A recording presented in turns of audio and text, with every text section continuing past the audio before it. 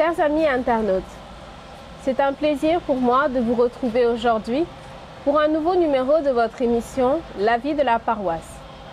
Nous continuons la découverte des CEB et aujourd'hui nous allons découvrir la CEB Saint-Jean-Baptiste de Amitié 3. J'accueille donc sur ce plateau Marie-Rose Gomis, présidente de la CEB. Madame Gomis, bonjour. Bonjour. Vous êtes présidente de la CEB Amitié 3. Oui. Résidente à Amitié 3. Oui. Mère de 2 garçons. Oui. Et secrétaire de profession. Voilà. Bienvenue sur notre plateau. Merci. Comment pouvez-vous nous présenter la CEB Amitié 3 Saint-Jean-Baptiste? Tout d'abord, merci de bien vouloir m'inviter sur votre plateau. Donc la CEB Amitié 3 comporte 68 familles catholiques. Nous sommes là depuis les années 70. Donc un très beau parcours depuis les années 70. Pouvez-vous nous parler de la création de ce quartier et pourquoi est-ce qu'il porte ce nom, Amitié? Donc en 1970, la cité a été construite par la société immobilière, la SICAP SA. D'accord. Donc quand ils ont construit cette cité, ils ont jugé nécessaire de lui donner un nom. Et moi, je suis arrivée en 71, donc j'ai trouvé la cité déjà sur place. Amitié, je vais dire, ça porte vraiment son nom. D'accord. Et c'est pas pour rien qu'ils ont choisi ce nom Amitié. Parce qu'il y a cette entente, il y a cette convivialité, il y a cette amitié qui règne dans cette cité. Puisse-t-elle durer encore bien avec longtemps, la grâce de Dieu. Avec la grâce de Dieu.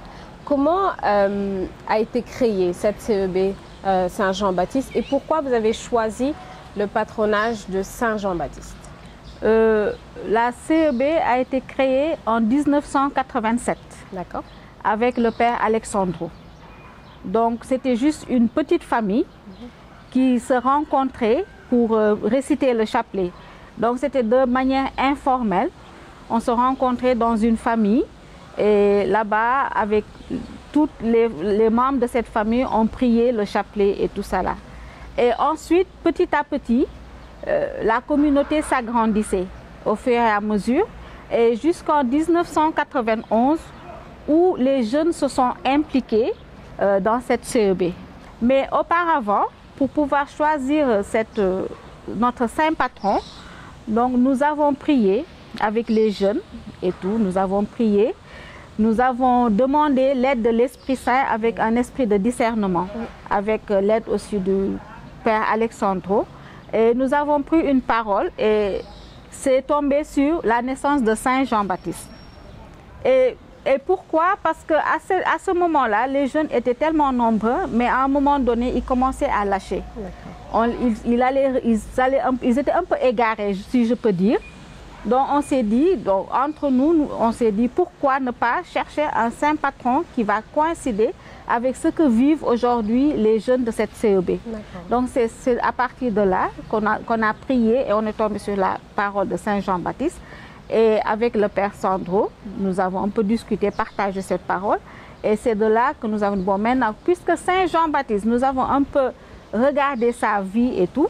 Et c'est de là qu'on s'est dit que Saint Jean-Baptiste est le précurseur du Christ. Donc aujourd'hui, nous, en tant que membres de cette CEB, nous voulons être sel et lumière de la terre.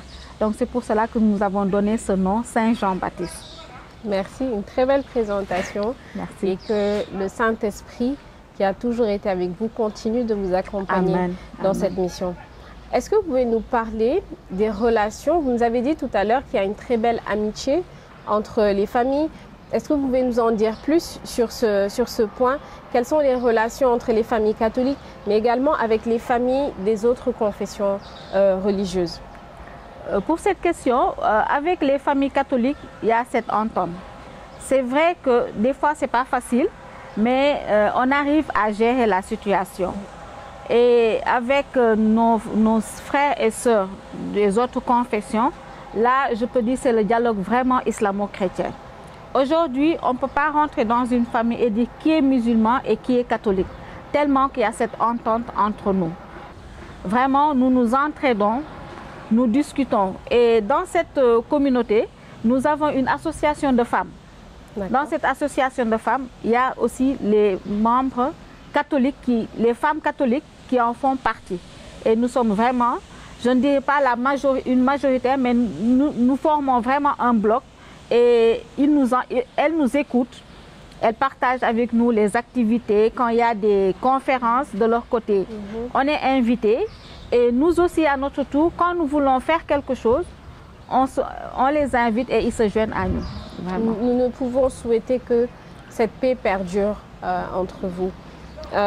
Quelles sont vos différentes activités ou les principales activités de la communauté? Donc, nous nous retrouvons 2 fois dans le mois. D'accord. Donc, le premier mercredi, c'est la messe mensuelle parce que nous avons 2 communautés religieuses qui nous soutiennent aussi spirituellement, qui sont là. Donc, les messes se font chez elles. C'est la communauté Saint-Joseph d'Annecy et les sœurs franciscaines. Donc, les mercredis, soit c'est un mercredi sur 2 où on est avec les sœurs. Après 15 jours après, nous nous rencontrons pour partage d'évangile, l'évangile du dimanche, ou bien nous prenons l'évangile du jour et nous le partageons.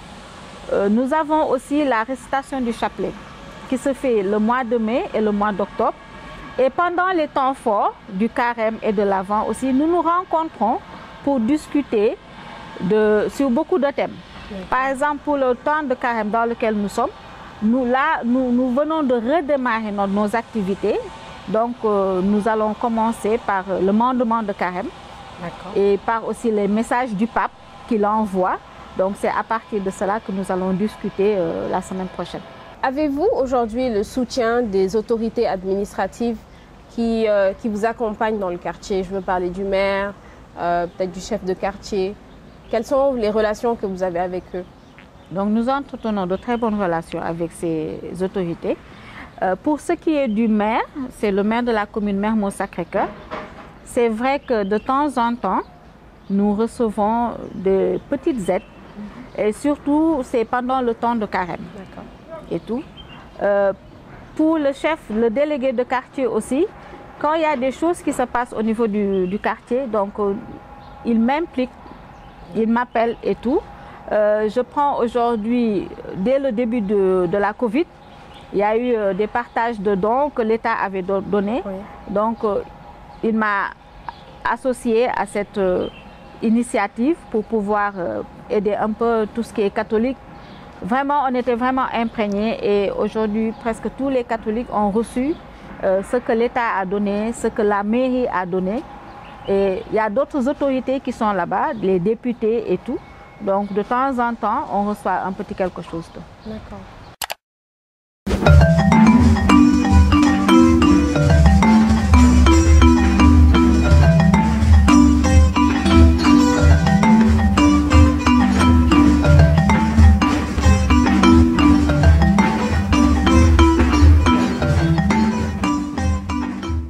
Chers amis internautes, je vous rappelle que nous partagerons ce plateau avec Marie-Rose Gomis, présidente de la communauté ecclésiale de base Saint-Jean-Baptiste de Amitié 3.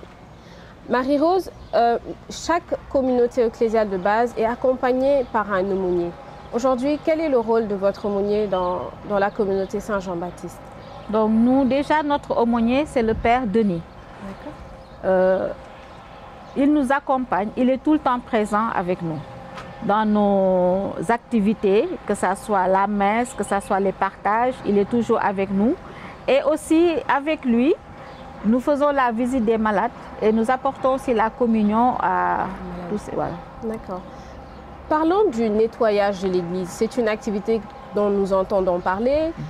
Chaque samedi, on entend aux annonces paroissiales, le nettoyage de l'église est confié à tel CEB. Comment est-ce que vous vous organisez pour cette activité? Déjà, tous les mois, nous demandons une somme symbolique aux familles qui s'élève à 500 francs. Donc, chaque famille participe avec 500 francs. Donc, nous avons pris des femmes qui viennent nettoyer à chaque fois que c'est notre tour.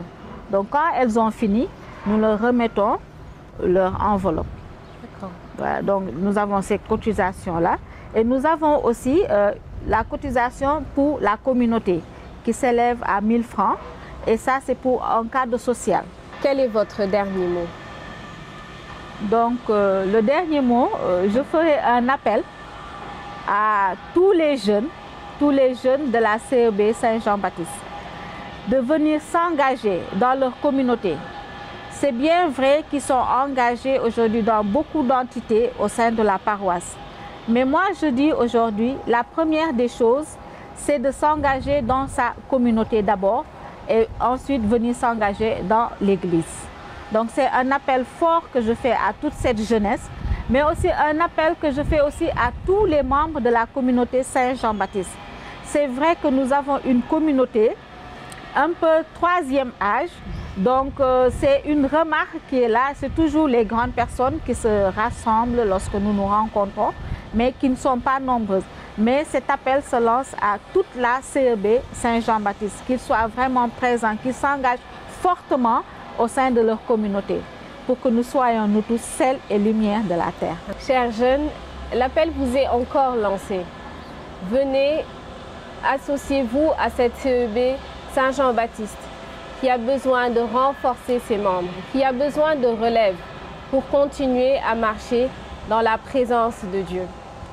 En attendant le prochain numéro, veuillez répondre à la question suivante.